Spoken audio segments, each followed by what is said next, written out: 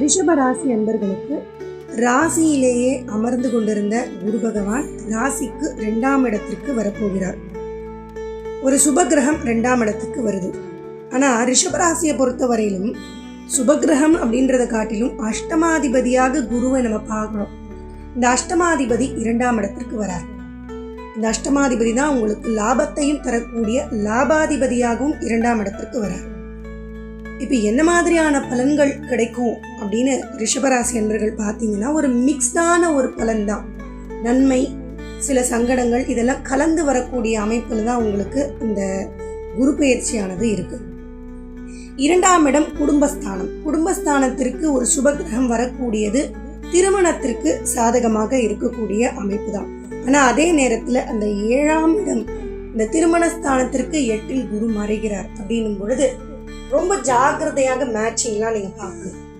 அவங்களுடைய தசாபுக்தி காலங்கள் எந்த அளவுக்கு திருமணத்துக்கு சாதகமாக இருக்கு அப்படின்னு பார்த்துட்டு நீங்கள் திருமணத்துக்கு மேட்சிங் பார்க்கறது, பொருத்தம் பார்க்கறது நல்லது. திருமணம் டக்கு டக்குன்னு நடைபெறும் அப்படிங்கிறது ஒரு பக்கம் இருந்தாலும் ரொம்ப கவனமாக பார்த்து மேட்ச் பண்ணி திருமணத்துக்கு நம்ம பார்க்கணும் அப்படிங்கிறதையும் மனதில் வைத்துக் கொள்ளுங்க. அஷ்டமாதிபதி குடும்பஸ்தானத்தில் வருகிறார் அப்படின்னும் பொழுது மறைமுகமாக ஏதோ சில சங்கடங்கள் அவ்வப்போது உங்களுடைய குடும்பத்தில் ஏற்படுத்துவார். எல்லாமே அமைதியாக போகும் அப்படிங்கிறது இல்லாமல் அவ்வப்போது ஏதோ ஒரு சில மனக்கசப்புகள், இல்லை ஏதோ ஒரு வாக்குவாதம், ஏதோ ஒரு விஷயம் குடும்பத்தில் அப்பப்போ வந்துட்டு போகிற மாதிரியான அமைப்புகள் இருக்கு. இதே பணவரவு அப்படின்னு போகும்பொழுது வருமானத்துக்கு குறைவு இருக்காது. ஏன்னா பண வரவு லாபாதிபதியாகவும் இருந்து 2ஆம் இடத்துல அமர்றதுனால பண வரவுக்கு எந்த ஒரு குறையும் குரு பகவான் வெட்ட மாட்டார். அதே நேரத்துல செலவு செய்யும் பட்சத்துல நீங்க பார்த்து கவனமாக நீங்க செயல்படணும். தேவையில்லாத விரயங்கள், இல்ல யாரோ இடத்துல கொடுத்து நம்ம ஏமாறுறது, இந்த மாதிரியான அமைப்புகள் இருக்கிறதுனால செலவு செய்யும் விதத்தில் மிகவும் கவனமாக இருக்கணும். ஒரு பணம் வருது அப்படின்னா நம்ம எந்த அளவுக்கு அதை சேவ் பண்ண முடியும், எந்த அளவுக்கு அதை சேவிங்ஸாக மாற்ற முடியும் அப்படிங்கிறத பார்க்கணும். அதை விட்டுட்டு செலவுகளை அதிகப்படுத்துறது, இல்லை யார் இடத்துலையா கொடுத்து இதை நான் இன்னும் நான் கொஞ்சம் அதை டபுள் ஆக்க முடியுமா அப்படின்னு பார்க்கறது, இதெல்லாம் கொஞ்சம் நீங்கள் கவனமாக தான் செயல்படணும். ஏன்னா பண இழப்பு அப்படிங்கிறதையும் கொடுத்துருவார். 2ஆம் இடத்துல அவர் அஷ்டமாதிபதியாக செயல்பட்டார் அப்படின்னா. சரி, நான் இதை எப்படி நான் டிசைட் பண்றது அப்படின்னா, உங்களுடைய தசாபுக்தி நன்றான சாதகமான ஒரு தசாபுக்தி போயிட்டு இருக்கு அப்படின்னும் பொழுது நல்ல ஒரு பணவரவை கொடுத்து நல்ல ஒரு சந்தோஷமான நிகழ்வை கொடுத்துருவார். ஆனால் அதே நேரத்துல சாதகமற்ற தசாபுக்தி போகும்பொழுது அஷ்டமாதிபதியாக செயல்பட்டு பண இழப்பையும் கொடுக்க வாய்ப்புண்டு. அதனால இன்வெஸ்ட்மெண்ட் அந்த மாதிரிலாம் போகும்பொழுது ரொம்ப கவனமாக நீங்க உங்களுடைய பணத்தை பார்த்து நீங்க பண்ணுங்க. சற்று அலைச்சல்களை அதிகரிக்கக்கூடிய அமைப்பு இருக்கு. ஒரு முறைக்கு இருமுறை ஒரு வேலையை செய்துதான் அதை பெறக்கூடிய அமைப்புல இருக்கு. வீட்டில் தாய் தந்தையர் இருக்காங்க, அவங்களுக்கு எப்படி இருக்கும் இந்த குரு பயிற்சி அப்படின்னு நீங்க பார்க்கும் பொழுது தாயினால் நல்ல ஆதாயத்தை நீங்க பெற முடியும். தாயின் ஆரோக்கியத்துல நல்ல முன்னேற்றத்தை பார்க்க முடியும். தாய் வழியில வந்த தொழிலை தான் நான் எடுத்து பண்றேன் அப்படிங்கிறவங்களுக்கு நல்ல லாபத்தை பார்க்கக்கூடிய அமைப்பு, இதெல்லாம் அற்புதமாக இருக்கு. அதே நேரத்துல தந்தை அப்படின்னு பார்க்கும்பொழுது அவருடைய ஆரோக்கியத்துல ரொம்ப கவனமாக நீங்க இருந்து கொள்ள வேண்டிய அமைப்பு. ஏதோ ஒரு விஷயம் நம்ம தந்தை வழி உறவுகள் மூலமா நடத்தி கொள்ளணும், நமக்கு சாதகமா அவங்க நடந்துப்பாங்களா அப்படின்னா அதெல்லாம் கொஞ்சம் எதிர்பார்த்து நீங்க குறைச்சு கொள்ளலாம். அங்கெல்லாம் உங்களுக்கு சாதகமற்ற தன்மை நிலவக்கூடிய அமைப்பு இருக்கு.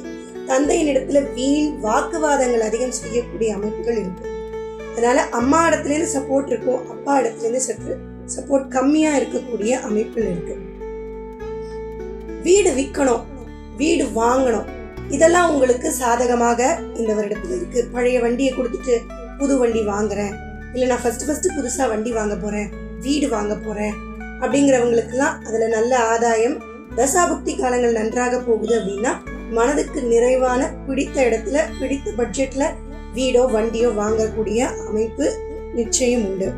குழந்தைகள் படிப்பு விஷயத்துல ஆர்வம் செலுத்துவாங்க, நன்றாக படிப்பாங்க, எதிர்பார்த்த மார்க் இதெல்லாம் கிடைக்கக்கூடிய அமைப்பு. குழந்தைகள் கல்வி விஷயத்துல படிக்கக்கூடிய ரிஷபராசி அன்பர்களுக்கு யாரா இருந்தாலும், குழந்தைகளாக இருந்தாலும் இல்லை நான் இன்னும் மேல் படிப்பெல்லாம் படிச்சுட்டு இருக்கேன் அப்படின்னு இருக்கக்கூடிய ரிஷபராசி என்பவர்களுக்கு கல்வியை பொறுத்தவரையிலும் அதில் நல்ல ஒரு முன்னேற்றத்தையும் அதிக மதிப்பெண் பெறக்கூடிய அமைப்பையும் கொடுக்கக்கூடிய அமைப்புல இந்த குரு பெயர்ச்சியானது இருக்கு.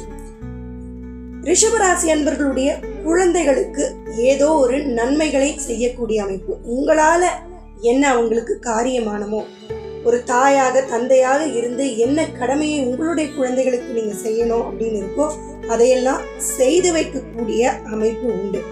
வேலை வாய்ப்புகள் நிறைய பேருக்கு கிடைக்கும். பிசினஸை காட்டிலும் வேலை அப்படிங்கிறது, வேலை செய்யக்கூடியவர்களுக்கு அதிக நன்மைகள் கிடைக்கும். பிசினஸ் செய்யக்கூடியவங்க ரொம்ப கவனமாக எச்சரிக்கையாக இருக்க வேண்டிய அமைப்பு இருக்கு.